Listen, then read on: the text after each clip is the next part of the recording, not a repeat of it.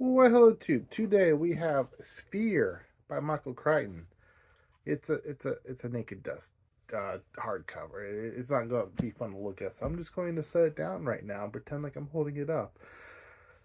I'm in a spot that I normally not in, hence the ugly background. My little book room right now is just filled with stuff. We're kind of in the process of cleaning and doing a fall clean and rearranging and getting rid of things and decluttering in my little book room right now. I can't record in it. So we have to deal with this for a few videos. I know it sucks. I apologize. Um, but we'll make do.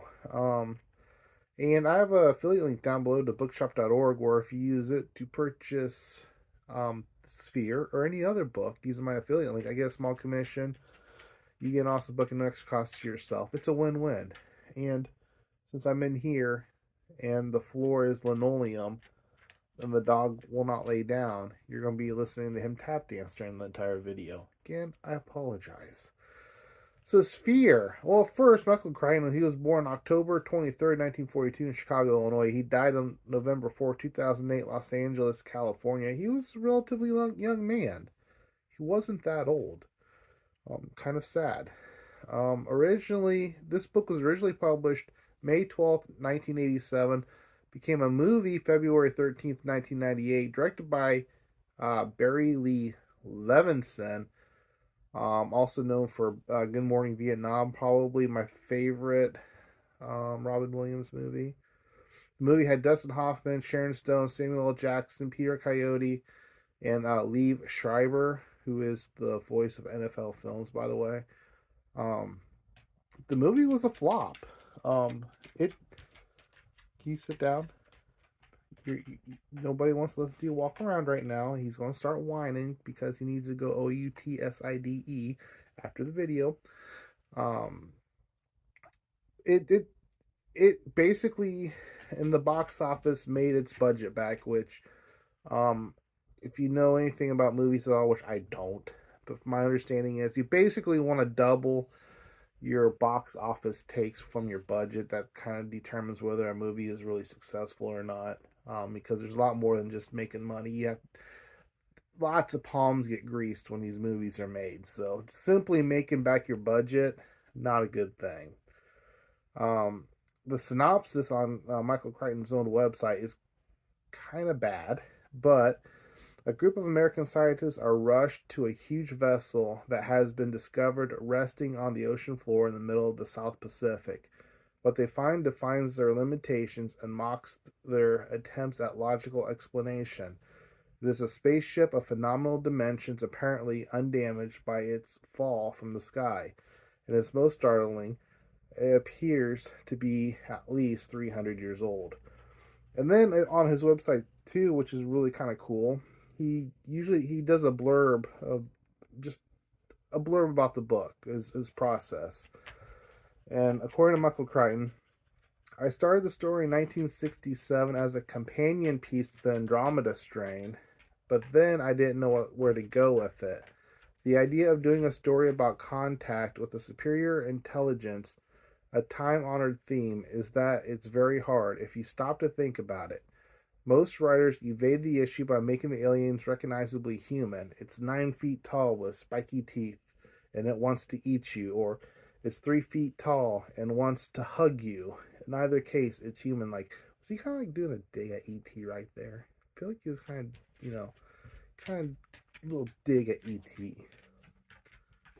What's more likely about first contact with an extraterrestrial is that the alien wouldn't like human.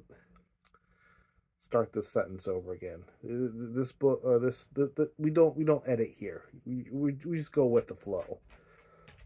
What's more likely about? I wish I could edit out his clickety clacks, his little tap dancing he's doing here. What's more likely about first contact with an extraterrestrial is that the alien wouldn't look human like at all. You might not even be able to see it or detect it, and its behavior would be absolutely inexplicable. Trouble is, it gets hard to dream up a story where at the center there is something that's inexplicable. So there's that. Now,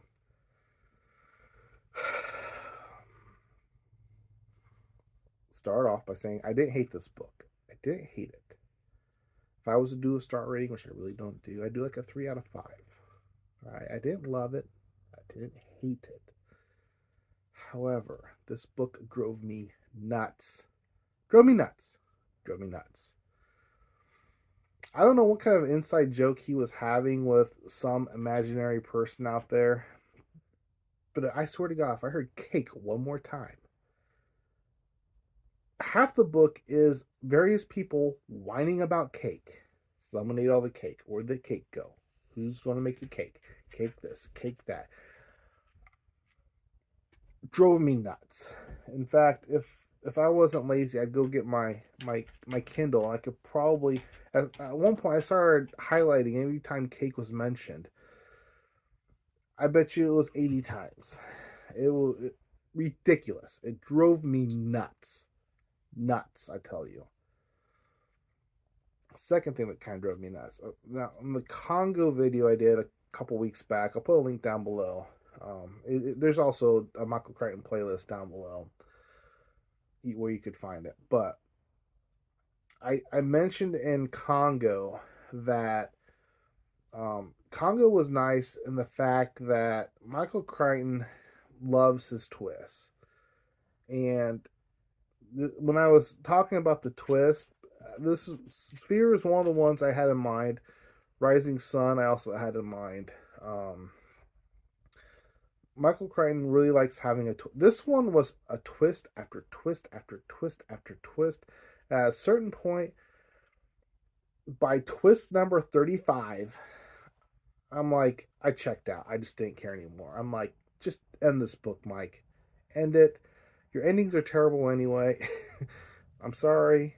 I'm sorry. Like, I like Michael Crichton. Like, Michael Crichton, I like him. But let's face it, his endings typically are terrible. Let's just end it. I've had enough twists. I have no idea which end is up right now. Let's just move on. Let's just move on. Enough of the twists. Let's just. And eventually the book did end. But he just I don't know what his deal was. It felt like he just was dragging his feet to end this stinking book. However, the one cool thing about this book, all right, is it.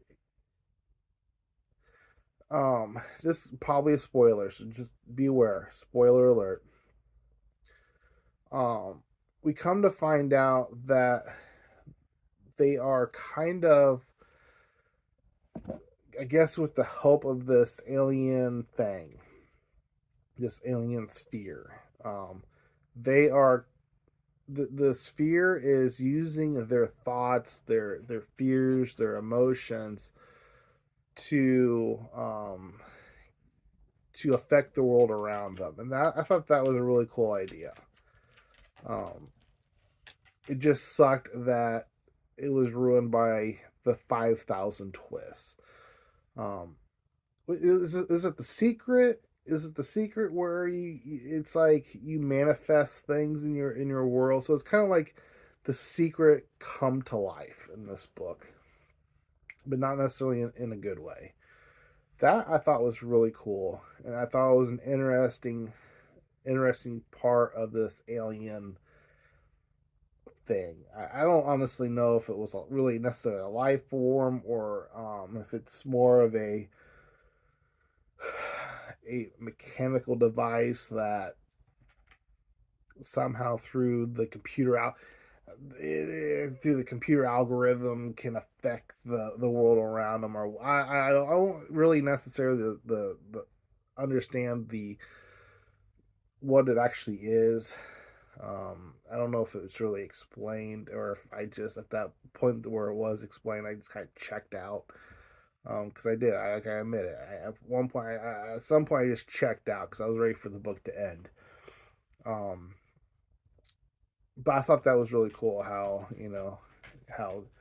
these people in this stuck in this 9,000 leagues under the sea are affecting the world around them by their emotions and thoughts and stuff. And that's a pretty cool thing. But suggested readings, even though I haven't talked about it yet, honestly, you're gonna probably hear this a lot. You know, I don't read a lot of sci-fi. I don't read a lot of fantasy, um, or I haven't yet. Not because I just haven't got around to that sort of stuff. So I can't be like, well, this is like this other author's book. I just can't do that.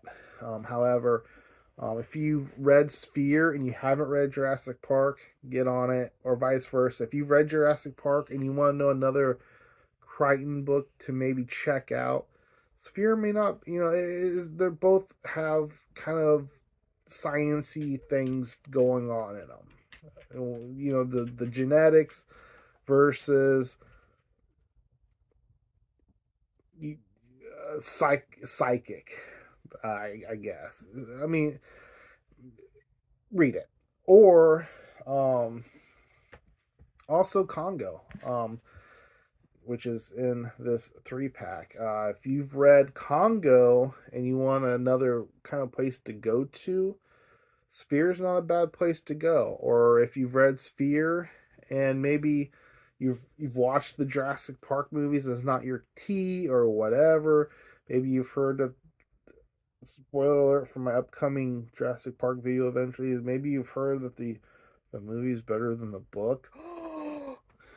And you just don't want to spend the time to read Congo. Congo's short and it's fun. It is so much fun.